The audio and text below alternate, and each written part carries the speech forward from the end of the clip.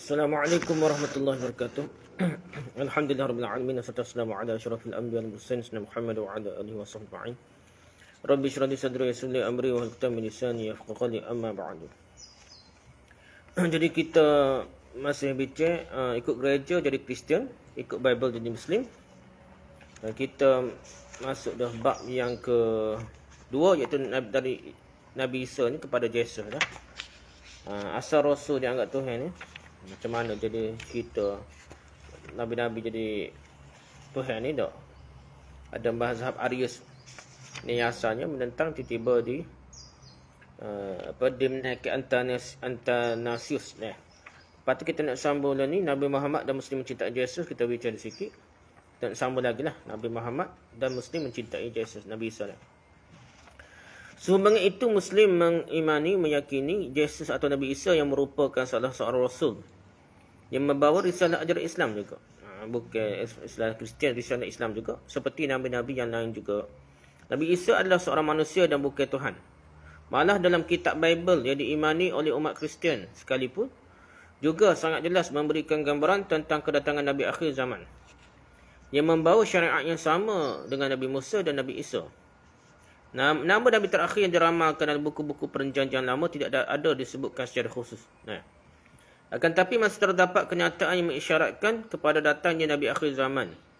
Dan ciri-ciri itu sesuai dengan baginda Nabi Muhammad SAW. Ciri-ciri itu kalau kita tengok disebut ciri-ciri dalam Bible tu hampir sama dengan Nabi Muhammad. Nabi akhir zaman itu disebut dengan dalam perjanjian lama atau Taurat dalam kitab Ulangan. Bermaksud, lalu berkatalah Tuhan kepadaku, aku akan mengutuskan seseorang Nabi kepada mereka, Nabi seperti engkau dan yang daripada bangsa mereka sendiri. Aku akan menyampaikan firmanku kepadanya dan dia akan menyampaikan segala perintahku kepada umat itu. Nabi itu akan berkata-kata demi namaku dan aku akan menghukum setiap orang yang tidak mahu taat kepadanya. Ulangan ke-18, Ulangan sipil 18, ayat 18 hingga 19 lah. Dalam ayat di atas, Tuhan telah berfirman kepada Nabi Musa bahawa dia akan mengutuskan seorang Nabi yang memiliki ciri-ciri seperti Nabi Musa. Bukan seperti Nabi Isa, seperti Nabi Musa dah. Dan yang taat kepada Tuhan. Bagi orang yang tidak mengikutinya, Allah akan membalas mereka dengan apa yang mereka lakukan. Dalam ayat ini juga dikatakan bahawa dari bangsa mereka sendiri, yang bermaksud bukan dari bangsa Yahudi. Dah. Kalau bangsa Yahudi, ini bangsa mereka sendiri istilahnya. Dalam terjemahan bahasa Ibrani pula ia memakai perkataan yang bermaksud dari saudara mereka. Dia difahami saudara kepada Bani Israel. Kalau kita boleh faham gitulah dah. Kalau ikut terjemahan Ibrani. Dalam buku HarperCollins Bible Dictionary ada membincangkan struktur saudara kepada Bani Israel. Adalah kelompok bangsa Ismailit dan sebutan Ibrani. Ismailis. Nabi Ismail ni kan. Sebagaimana yang diketahui Bani Israel adalah pecahan kepada anak cucu Nabi Ishak. Manakala Ismail ni, keturunan Ismail ni, pula pecahan kepada anak cucu Nabi Ismail. Ismailits ni terdiri daripada bangsa Arab dan sebahagian bangsa Mesir. Lihat Mark Allen Powell 2011, HarperCollins Bible Dictionary harapan 1 USA halaman 414. Dia ada gambar kandungan Taurat yang menceritakan mengenai Nabi yang akan diutuskan akhir zaman itu ada sebutlah. Di terjemahan asalnya ialah Ismailis. Itu Ismail lah. Di sini ada juga gambar raja silsilah keturunan Nabi Muhammad SAW sehingga kepada Nabi Ibrahim melalui jalur keturunan Nabi Ismail. Tidak tepat 100% lah, tapi adalah. Jangan lebih kurang tu boleh bayar sikit. So jauh ni Nabi Ismail nak siapa ke Nabi kita jauh sangat dah. Tapi tak apalah, yang pentingnya kita boleh dapat gambaran lah bagaimana keturunan Nabi Muhammad ni daripada keturunan Nabi Ismail AS. Nabi Muhammad SAW adalah dari bangsa Arab dan dari keturunan Nabi Ismail dan atau Ismailis. Fakta ini memenuhi tuntutan ayat buku Ulangan 14. Ada CP ke-18, CP ke-18 ayat 18 dah. Dalam ayat ini juga disebutkan aku akan menyampaikan firmanku kepadanya dan dia akan menyampaikan segala perintahku kepada umat itu. Nabi itu akan berkata-kata demi namaku. Jika dilihat pada kandungan wahyu Al-Quran, seringkali dimulakan dengan lafaz nama Allah. Bismillahirrahmanirrahim. Berkata-kata demi namaku lah. Bismillahirrahmanirrahim. Dengan menyebut nama Allah yang maha pengasih lagi maha penyayang. Manakala dalam Al-Quran juga Allah menggambarkan Nabi Muhammad akan bercakap menerusi wahyu. Firman-Nya bermaksud dan dia tidak akan berbicara menurut kelemahan hawa nafsunya sahaja. Ucapannya itu tidak tidak lain hanyalah wahyu yang diwahyukan kepadanya. Wa man yantiqu 'anil hawa in wahyu yuha ilaih. Dalam surah An-Najm ayat 3 hingga 4 lah. Nabi tak bercakap melainkan wahyu lah. Ayat ini bertepatan seperti yang telah diramalkan dalam kitab ulangan surah ke-18 atau sifir ke-18 ayat ke-18. Seterusnya pada ayat, aku akan mengutuskan seorang Nabi kepada mereka. Nabi seperti engkau, seperti Nabi Musa. Sifat Nabi Musa ni seperti Nabi Muhammad SAW. Nabi Isa ni tidak ada pemerintah, tidak gaguh. Dia tidak merintah lah. Ayat ini tidak mensyaratkan kepada Yesus atau Nabi Isa. Nabi yang bakal diutuskan itu memiliki persamaan dengan Nabi Musa. Bukan Nabi Isa.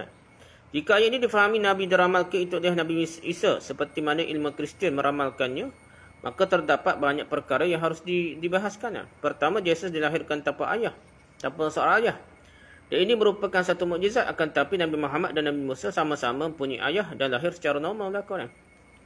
Yang kedua, Yesus ni, Nabi Isa ni adalah pengikut dari hukum Nabi Musa saja. Dia kata dia ikut Nabi Musa dah. Di mana Musa membawa hukum syariat baru. Dan Nabi Muhammad juga membawa hukum syariat yang baru seperti Nabi Musa dah. Jadi Nabi Isa bukan bawa syariat baru. Dia ikut je Nabi Musa. Nabi Isa tu ikut Nabi Musa. Tapi Nabi Muhammad ni membuat syariat baru seperti Nabi Musa. Yang ketiga, Nabi Musa dan Nabi Muhammad berkahwin manakala Yesus seorang bujang sepanjang hidupnya. Yang keempat, Yesus ditolak oleh kaumnya. Tetapi Nabi Musa dan Nabi Muhammad diterima oleh kaum mereka. Yang kelima, Nabi Musa merupakan pemimpin dari kaumnya. Dan juga seorang Nabi.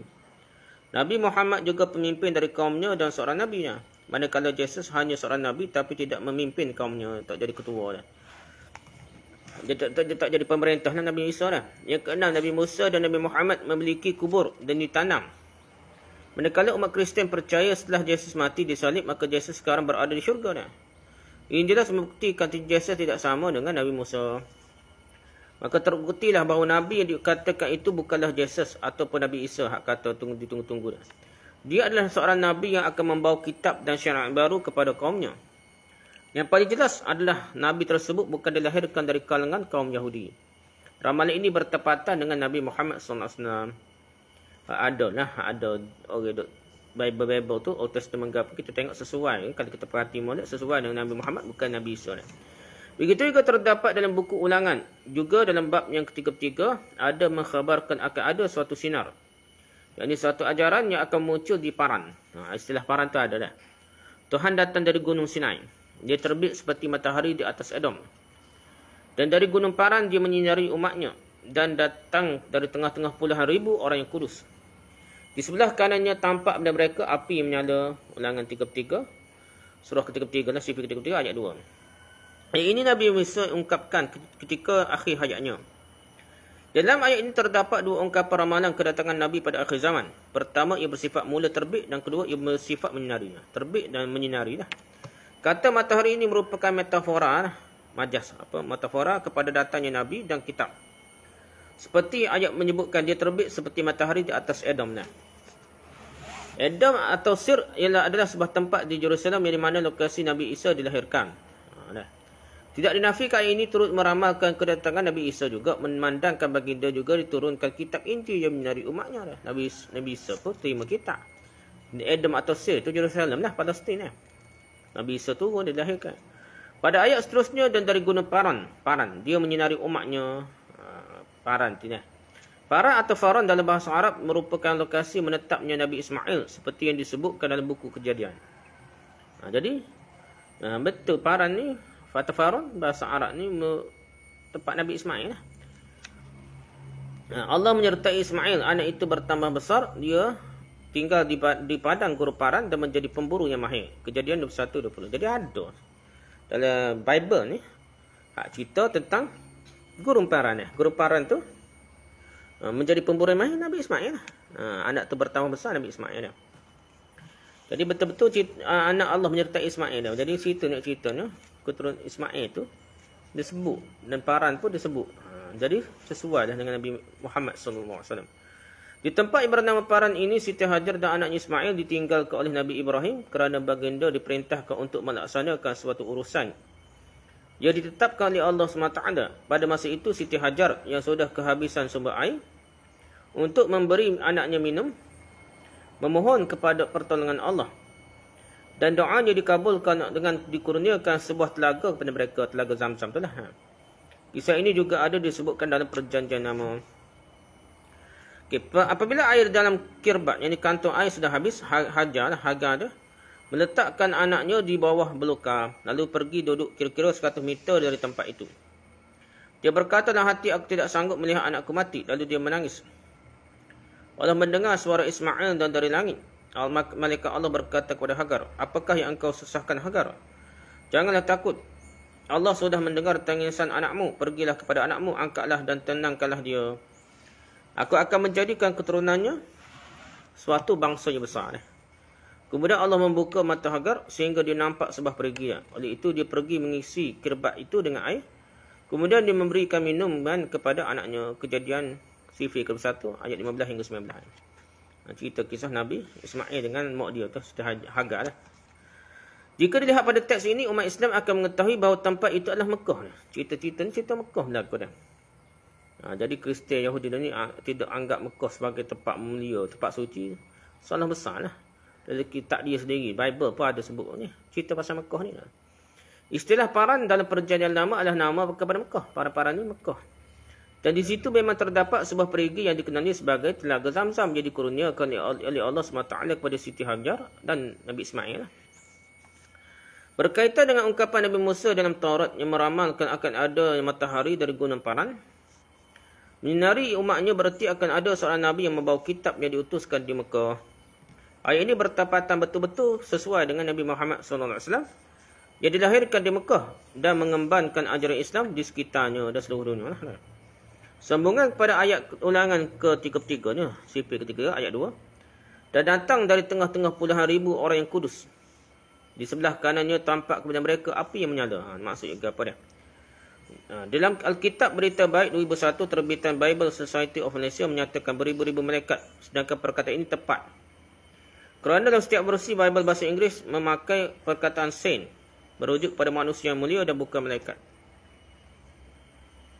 Dalam Bible terjemahan Indonesia LAI 1993 memakai perkataan beribu-ribu manusia. Dan terjemahan ini bertepatan daripada ayat asal. Mana lebih tepatlah waktu terjemuh malaikat dan terjemuh beribu-ribu manusia. Cerita tentang kuasa Mekah juga. Ayat ini menggambarkan Nabi tersebut akan bersama-sama dengan puluhan ribu orang-orang yang soleh. Sahabat atau sahabat dia. Sekiranya ayat ini ingin disandarkan kepada Nabi Isa, ia tidak sesuai lah. Kerana Nabi Isa hanya memiliki 12 orang pengikut apostles, hawariyun sahaja.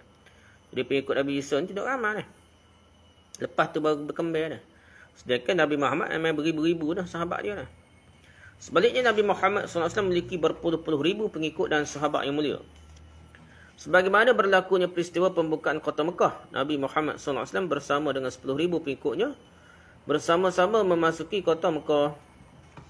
Jelaslah bahawa ungkapan Nabi Musa itu merujuk kepada Nabi yang menyinari akhir zaman. Nabi akhir zaman.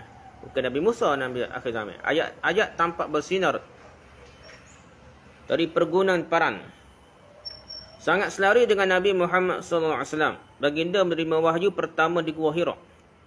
Dan itulah dimasukkan dengan pergunungan Paran. Gua Hira atau pergunungan Paran itu salah satu gunung atau bukit di Mekah. Malah jika ditinjau dari segi geografi pun memang sudah diketahui bahawa Mekah dikelilingi oleh gunung ganang. Dalam Taurat, Musa menggunakan kaedah metafora yang mengaitkan lokasi dengan perkembangan ajaran Nabi. Al-Quran juga memakai kaedah nama tempat merujuk kepada Nabi-Nabi seperti firman Allah Ta'ala bermaksud demi buah tin, demi zaitun, watin wa zaitun, wa turi sinin. Dan demi gunung Sinai, demi negeri yang amat ini, surah Tin ayat 1 hingga 3. Kata Qatadah, nama zaitun dalam ayat ini adalah nama sebuah bukit di Baitul Maqdis. Dan disebut dalam perjanjian lama Zakaria, CP 14 ayat 4. Ada juga berpandangan pohon zaitun banyak tumbuh di Jerusalem. Dan ia mensyaratkan ke Jerusalem lah, pasti itu lah. Berkata Ibn Katsir dalam tafsirnya menyebutkan ayat ini merujuk kepada tempat Nabi-Nabi besar itu di Baitul Maqdis. Atau Jerusalem adalah negeri yang lahirnya Nabi Isa. Manakala Gunung Sinai pula sinonim dengan Nabi Musa. Negeri yang aman ini pula bermaksud Mekah, tempat lahirnya Nabi Muhammad SAW. Ya Ibn Katsir 2011, Sahih Tafsir Ibn Katsir, Penterjemah Tim Tafsir Ibn Katsir, Pustaka Ibn Katsir, Jilid Jakarta, Jilid 9, halaman 142 hingga 143. Mana kita nak baca? Sikit lagi dah. Inilah bukti Taurat Musa ada meramalkan kedatangan Nabi akhir zaman yang akan membawa rahmat kepada seluruh alam. Jelas sekali bahawa Nabi Muhammad bukanlah Nabi yang pertama yang membawa ajaran Islam. Tetapi baginda adalah Nabi yang terakhir membawa syariat Islam ni lah. Inilah sebab mengapa setiap Nabi-Nabi seakan-akan memiliki suatu ikatan yang sama. Ikatan ini dikenali sebagai Islam. Malah dalam syariat yang dibawa oleh Nabi Musa, Yesus dan Nabi-Nabi lain dalam Bible jelas tidak jauh perbezaannya. Musa, Yesus, Nabi-Nabi lain serupa, hampir sama lah syariat dia. Maka dengan itu yang membuatkan kami sebagai Muslim berhak mengatakan kami mencintai Yesus, mencintai Nabi Isa dan Nabi Muhammad serta kami mengikuti mereka. Dua-dua tu kita ikut lagi orang. Di samping Muslim beriman kepada kitab Taurat, Zabur dan Injil yang diturunkan kepada Nabi Musa, Nabi Daud dan Nabi Isa, Yesus. Muslim juga beriman bahawa kitab-kitab terdahulu telah berlaku pengurangan dan pertambahan tokoh tambah lah sehingga ia tidak asli lagi. Seperti mana firman Allah dalam Al-Quran bermaksud, dan sesungguhnya di antara mereka ahli kitab itu ada ketua-ketua agamanya yang memutar-mutar lidahnya semasa membaca kitab Taurat dengan mengubah-ubah maknanya supaya kamu menyangkanya sebahagian dari kitab Taurat padahal ia bukanlah dari kitab itu lagi dah. Dan mereka pula berkata bahawa ia adalah datang dari sisi Allah, padahal ia bukanlah dari sisi Allah. Dan mereka pula tergamak berkata dusta terhadap Allah, sedangkan mereka mengetahui bahawa mereka adalah berdusta. Surah Al-Imran ayat 78. Kita dah lihat gambar tunjuk Bible versi Revised Standard Version RSV 952 yang diterbitkan pada tahun 1902 dan 1971. Di buku Markus bab yang 16 yang sama tapi mempunyai perbezaan pada penambahan 12 ayat di bahagian akhir. Bertambah ayat dia. Kita tengok dia ada tambah ayat dia. 1902 Korea, 1971 tambah 12 ayat lagi tambah dia. Sebagai contohnya nak. Dalam ayat lain Allah SWT beriman yang bermaksud dan di antara mereka pula ada orang-orang yang buta huruf. Mereka tidak mengetahui akan isi kitab selain dari penerangan-penerangan bohong dari ketua-ketua mereka, tok-tok guru mereka lah. Dan mereka hanyalah berpegang kepada sangkaan-sangkaan saja agama ni. Percaya ke ulama atau alim saja tanpa faham dia lah dah. Tanpa hujah ni. Tanpa dalil. Tok guru cerita betul belaka. Kecelakaan besarlah bagi orang-orang yang menulis kitab dengan tangan mereka lalu mengubah kalam Allah dengan reka-rekaan mereka. Kemudian mereka berkata, ini ialah dari sisi Allah. Supaya mereka dengan perbuatan itu dapat membeli keuntungan dunia yang sedikit. Ini cerita tok guru lah, tok alim ni. Maka kecelakaan besarlah bagi mereka disebabkan apa yang ditulis oleh tangan mereka. Dan kecelakaan besarlah bagi mereka dari apa yang mereka usahakan itu. Surah Al-Baqarah ayat 78 hingga 79 terjemah ayat. Malah dalam Bible sendiri menyebutkan tentang berlakunya perubahan dalam hukum Bible. Bible sendiri sebut dia berubah. Berani betul kamu berkata bahawa kamu bijaksana dan mengetahui hukumku. Lihatlah hukumku sudah diubah oleh guru-guru agama yang tidak jujur. Yeremia 8 ayat 8. Kalau kitab dia sebut dia. Ada dah orang jubah masa dulu lagi tak. Kata-kata Allah dalam Quran bukanlah sesuatu yang tidak berasas. Realitinya ia memang berlaku sedemikian.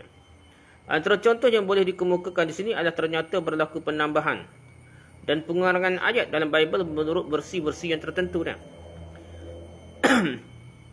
Contohnya pada tahun 1952 telah diterbitkan satu versi Bible iaitu Revised Standard Version atau perubahan mana dah.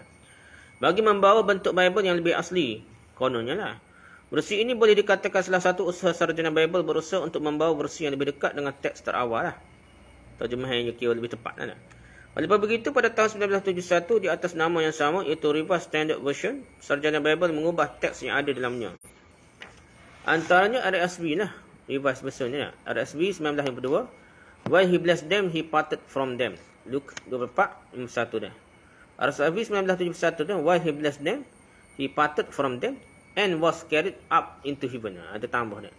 Luke 24 ayat 51 juga dah. Ayat yang sama tapi pertambahan huruf ayat lagi lah. Walaupun nama versi yang sama RSV dan nombor ayat yang sama tetapi berbeza ayatnya. Ini menunjukkan berlaku penambahan dalam ayat Bible walaupun di atas nama versi yang sama dah. RSV lah pada. Jika ayat ini mereka boleh tambah dan kurangi, maka apa lagi kandungan dalam Bible yang turut terkena tempias perubahan ayat. Begitu juga dengan maksud penggunaan perkataan di antara lain-lain versi. Contohnya dalam buku Matius bab 26 ayat 39. Terjemahan Englishnya. And going a little farther, he fell on his face and prayed. Terjemahan Indonesia, maka ia maju sedikit lalu sujud dan berdoa, katanya.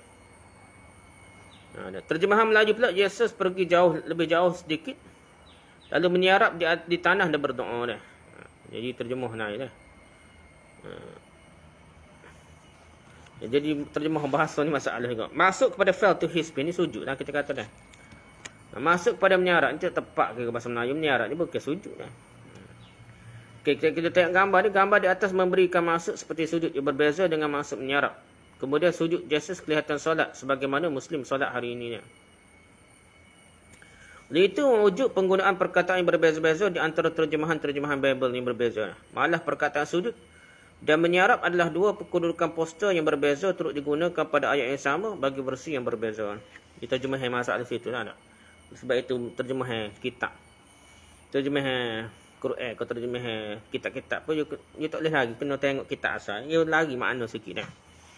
Begitu juga dalam soal doktrin asas dalam Kristian, dalam Bible tidak ada satu pun ayat yang menceritakan tentang konsep Trinity dah. Satu pun tak ada cerita pasal 3 dan 1 dah.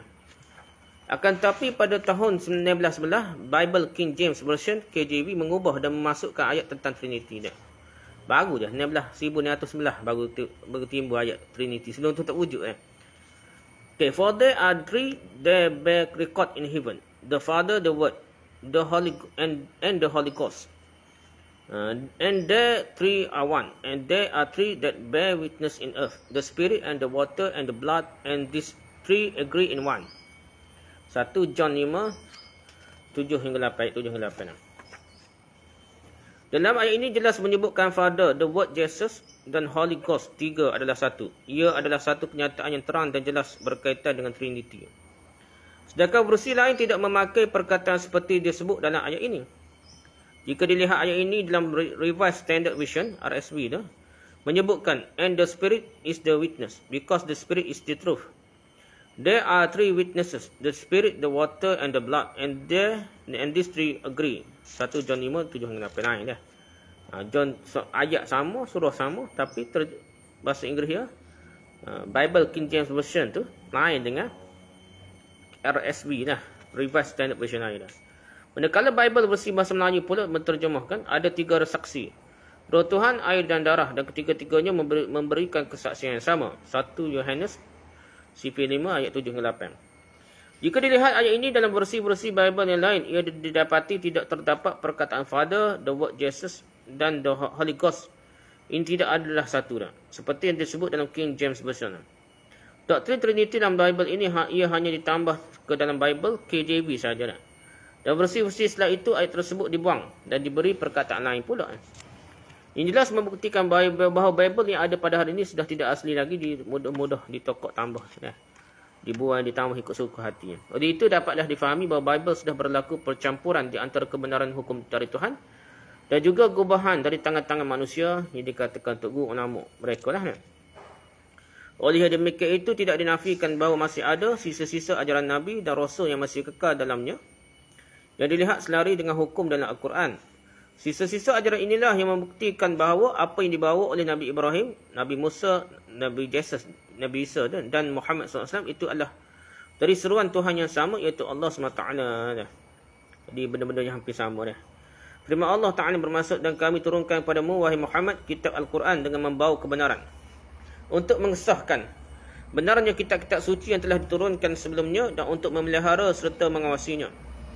Maka jalankanlah hukum di antara mereka ahli kitab itu dengan apa yang telah diturunkan oleh Allah kepadamu. Dan janganlah engkau mengikut kehendak hawa nafsu mereka dengan menyeleweng dari apa yang telah datang kepadamu dari kebenaran. Bagi tiap-tiap umat yang ada di antara kamu, kami jadikan tetapkan satu syariat dan jalan agama yang wajib diikuti oleh masing-masing.